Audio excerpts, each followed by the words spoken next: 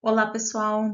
Eu sou a professora Stephanie Sandman de Deus, então eu vou comentar com vocês algumas questões do ENAD do ano de 2015 da área de finanças.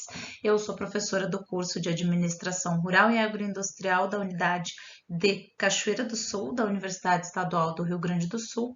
Sou formada em Administração e contabilidade. Minhas áreas de pesquisa são gestão de pessoas e gestão pública, porque o meu mestrado e o meu doutorado são nas áreas de gestão pública e gestão de pessoas.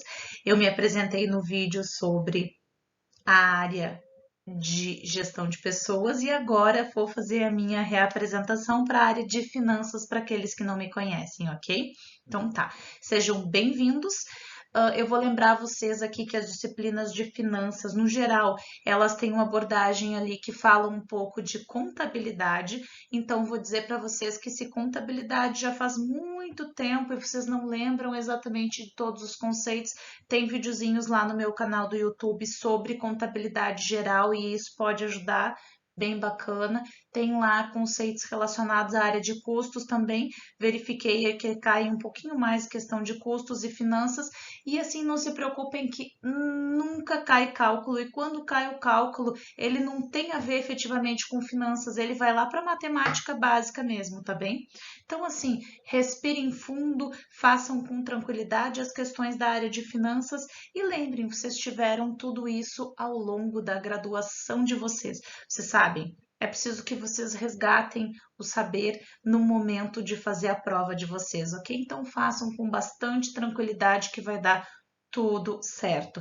Questões de finanças, no geral, são 2 ou 3 questões em cada prova, não é mais do que isso, ufa, né? Graças a Deus, no geral, o pessoal odeia finanças, mas assim, elas são muito mais de raciocínio e muito mais de memorizar ou de relembrar alguns conceitos específicos da área de contabilidade, ok? Então vamos lá para a gente dar uma olhadinha nas questões de finanças do ENAD de 2015. Então vamos lá. Questão número 12 do ENAD de 2015. A questão 12 do ENAD de 2015 é uma questão que vai precisar que você faça um cálculo, mas ele é bem simples. Quem é que lembra de média aritmética ponderada? É lá da matemática básica e eu resgatei aqui um pouquinho para lembrar. A média aritmética ponderada é calculada multiplicando o valor de cada do conjunto de dados pelo seu peso, né? Então você multiplica cada valor do conjunto de dados pelo seu peso. Depois, encontra-se a soma desses valores, que vai ser dividida pela soma dos pesos. Então, você pega, neste caso, né, específico o quê? Você tem ali, os gestores de uma empresa realizaram a avaliação, textinho só para deixar mais nervoso, de 2 alternativas de investimento, A e B, com probabilidade de ocorrência para situações de mercado em recessão e instabilidade, em expansão e em recessão, estabilidade e expansão de 25%, 50% e 25%. O que é isso aqui? Isso aqui são os pesos 25, 50 e 25. E aqui a gente vai ter o retorno esperado em cada uma das situações, na situação A e na situação B, em momento de recessão, estabilidade e expansão. Então, diz o seguinte, a comparação das alternativas será feita com base na média ponderada dos retornos por probabilidade de ocorrência.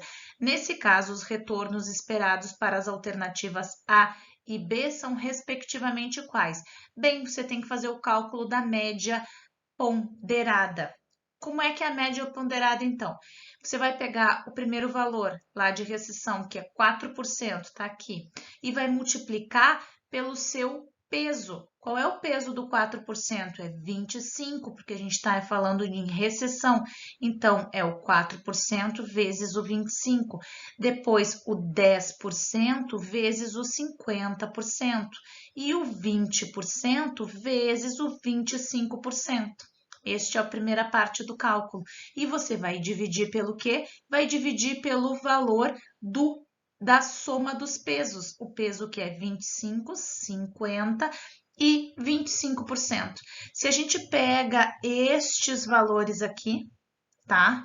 E a gente divide e efetua o cálculo, a gente vai chegar em 0,11, porque vai dar aqui 0,01, 0,05, 0,05 dividido por 1. Esse vai ser o resultado. Vai dar 0,11. Como a gente estava ali falando em percentuais, é 11%. 11% só tem uma alternativa, que é a alternativa B. Então, assim, o importante é entender como é que faz média ponderada nesse caso. Média ponderada sempre vai tratar do quê? Média ponderada vai tratar de você verificar a partir dos números que são estes aqui, quais são os pesos que são estes aqui, efetuando-se então um cálculo. Qual é o cálculo? É cada um destes valores vezes o peso deles, cada um destes valores vezes o peso deles, somados e depois divididos pela soma dos pesos. Isso é média aritmética, perdão ali pelo jeito com que ficou. Mas é isso, basicamente é isso. E aí você vai ter ali o retorno esperado da média ponderada de 11%, de 4, 10 e 20. Tá bem, pessoal? É só isso. E aí você vai verificar que só tem uma questão certa, que é 11. E se você faz o mesmo cálculo com o 6, o 12 e 21%, ou seja, 6% vezes o peso, que é 25, 12% vezes o peso, 50, e 21% vezes o peso, que é 25, e divide pelos pesos 25, 50 e 25, você vai chegar no valor de 12,75. É isso, é só média ponderada, não é nem muito da área de finanças, é realmente da área de matemática financeira, só isso. A segunda questão de finanças, então, é a questão 30 neste ano. A gente teve só 2 questões, né? Então, ela vai falar sobre ponto de equilíbrio. A análise do ponto de equilíbrio de uma empresa vai revelar o nível de vendas necessário para cobrir as despesas operacionais. Nesse sentido, é possível avaliar a rentabilidade associada aos níveis de venda da empresa. O ponto de equilíbrio ele é calculado por uma fórmula que está aqui. Aí ela vai ter na fórmula o seguinte: o ponto de equilíbrio vai ser o custo fixo dividido pelo preço de venda unitária menos o custo variável unitário. Então, a gente tem aqui o que? O ponto de equilíbrio. Esse é o ponto de equilíbrio. Utilizando essa fórmula, o gerente financeiro de uma empresa quer verificar qual vai ser o efeito sobre o ponto de equilíbrio, aumentando ou diminuindo separadamente o custo operacional fixo do preço do produto, a gente tem ali o custo fixo do preço do produto, do custo variável unitário e todas as variáveis ao mesmo tempo. Considerando essa situação, tu tem que avaliar afirmações a seguir. Bom, você pode fazer isso só pensando, mas se você tiver com dificuldade, você pode colocar um ponto de equilíbrio baseado numa variável inicial, que digamos que o custo fixo é 10, o preço de venda unitário é 20, o custo variável é 5. Então, o custo fixo é 10 dividido por 20 menos 5. Mas eu não gosto de fazer assim, porque daí coloca cálculo e você perde a possibilidade de avaliar, né, o que significa o que ele está falando da questão. Então, assim, o que a gente tem aí? Não era para ir para lá. Primeira questão, apesar do nome pomposo de ponto de equilíbrio, é um índice muito simples e fácil de calcular, que informa o empresário o faturamento mínimo necessário que ele precisa para cobrir todos os gastos do negócio em um determinado tempo. Então, o ponto de equilíbrio é isso. Ele precisa faturar um determinado valor para cobrir todos os gastos. Aí a gente vai ter afirmações aqui, que daí já apareceu aqui o tiquezinho no meu, mas se apenas o custo operacional fixo aumentar, então, se o custo fixo aumentar, este valor aumentar, você tem um ponto de equilíbrio X. e este valor fixo aumentar, o ponto de equilíbrio da firma será reduzido, uma vez que o custo operacional fixo não afeta os meios de produção. É óbvio que afeta. Então, assim, não, isso é uma mentira, porque se o custo operacional fixo aumentar, o ponto de equilíbrio vai mudar e também vai afetar o custo operacional da empresa, porque você vai ter produtos mais caros, já que o custo para a fabricação dos produtos está mais caro. Completamente errado. Questão 2. Se apenas o preço do produto da empresa aumentar, o preço de venda só aumenta, o ponto de equilíbrio da firma vai ser reduzido porque será possível vender quantidade menor de produtos para cobrir as despesas operacionais. Sim, né? Porque aí você tem o quê? Você manteve os custos, você aumentou só o preço de venda, né? Os custos são os mesmos, só o preço de venda é mais caro. Daí você tá lá, né? Nas questões de equilíbrio, que são bem relações econômicas. Acho que vocês tiveram um ponto de equilíbrio muito provavelmente com o professor Ricardo, não é?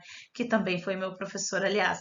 Então, lá, se a gente tem um preço de venda unitário que é maior, a gente pode vender uma quantidade menor de produtos para compensar. Por quê? Porque a gente vai ter uma margem maior. Né? Então, tá certo essa questão. Se apenas o custo variável unitário dessa empresa aumentar, o ponto de equilíbrio da firma aumentará também, dado que o gasto com insumos será maior na linha de produção.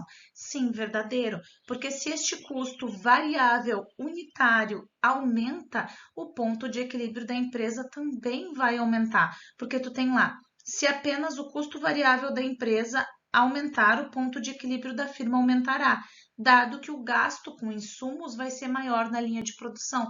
Custo variável está dizendo o quê? Que os custos da empresa para fabricar uma unidade do produto vão ser maiores. Então, se você aumenta esse gasto, você aumenta o ponto de equilíbrio também. Ou seja, o valor para cobrir, mínimo para cobrir todos os gastos de um negócio em um determinado período, vai ter que ser maior. Então, aumenta o ponto de equilíbrio, beleza? Se o custo operacional fixo, o preço do produto e o custo variável unitário da empresa aumentarem simultaneamente, o ponto de equilíbrio da firma não será alterado. Opa! Se você altera tudo, sim, o ponto de equilíbrio vai ser alterado, sim, porque você está alterando tudo, você está alterando os custos, vai estar alterando o valor, não importa se é simultaneamente, o ponto de equilíbrio também vai mudar neste caso, beleza? Então, ali dentro das questões, as alternativas corretas é a questão. Ai, passou direto para o final. É a questão, é a resposta D, apenas a questão 2 e 3, ok? Essa é a resposta correta. E aí, ali, vocês têm no final o meu e-mail, o meu telefone de novo, o canal do YouTube e o Instagram, se vocês quiserem me adicionar e conversar comigo em qualquer um destes ambientes, ok? Boa sorte, bons estudos, não se apavorem e façam com tranquilidade a prova. Lembrem que os conceitos já estão dentro da prova, então vocês têm mais é que prestar atenção efetivamente na prova, no que vocês estão fazendo, do que decorar qualquer coisa, porque vocês já sabem, tá bem? Beijos, bons estudos e tchau, tchau, pessoal!